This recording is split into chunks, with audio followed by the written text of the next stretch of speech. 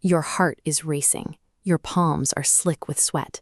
Every nerve is screaming that you are in immediate, catastrophic danger. Yet, in the exact same environment, facing the exact same pressure, an elite competitor sits completely still, sipping water and calculating their next move. The standard explanation for this difference is that emotions surge up from the world around us, and the strong-minded quickly use their conscious brains to wrestle those feelings into submission. But the timing doesn't work. The biological cascade that triggers a panic attack or a burst of intense focus actually begins 200 to 300 milliseconds before you are consciously aware of it. The brain is predicting the emotion entirely in advance. To stop a breakdown before it starts, we have to look past the physical symptoms and trace the hidden biological triggers that pull the alarm while our conscious mind is still completely locked out. Clinical curious. The first layer of this system sits in the brainstem. The vagus nerve runs a continuous subconscious security sweep of your environment, scanning for cues of safety or danger. This schematic visualizes a process called neuroception. A warning signal travels up the vagus nerve and immediately locks the system down, forcing you into fight, flight, or freeze. This physiological reaction happens before the brain has time to assign a label like fear or anger. Since this process bypasses logic, cognitive reasoning is largely useless here. To intervene, elite operators rely on deliberate physical inputs, a slow exhale, a shift in vocal prosody, or subtle micro-movements to manually improve vagal tone and signal safety to their own nervous system.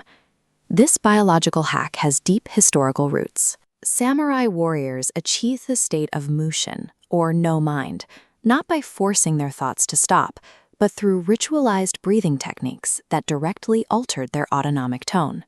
Because emotion regulation is roughly 80% physiological, you cannot think your way out of a severe threat response. You have to physically convince the biological doorman to open the gate to calm first.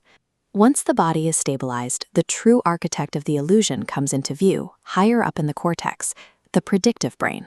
This animation models allostasis. Your brain combines past data nodes into a Bayesian forecast, guessing what happens next to minimize surprise. But these nodes don't generate in a vacuum. The brain absorbs invisible cultural operating systems, injecting external rules straight into our neural data pool. Historians call these emotional regimes. Every society enforces an unofficial rulebook that dictates exactly which emotional responses are prescribed, allowed, or completely unthinkable in any given situation. The rarest practitioners notice when a regime is demanding a specific reaction, like collective outrage during a crisis, and they deliberately refuse the script, operating from a meta-regime of their own design. When you recognize that a feeling of intense panic or anger might just be a culturally programmed hallucination designed to predict a threat, you gain the clearance to rewrite the source code before it executes. The mechanism for this rewrite is preemptive updating.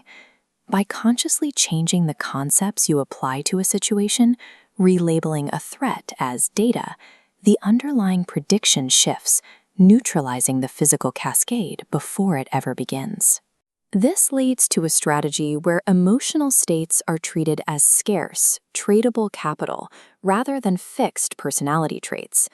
This chart graphs emotional states as an investment portfolio.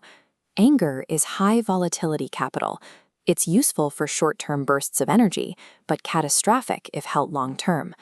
Unlike the compound interest of calm curiosity, chronic exposure to high volatility stress causes physical erosion of the prefrontal cortex.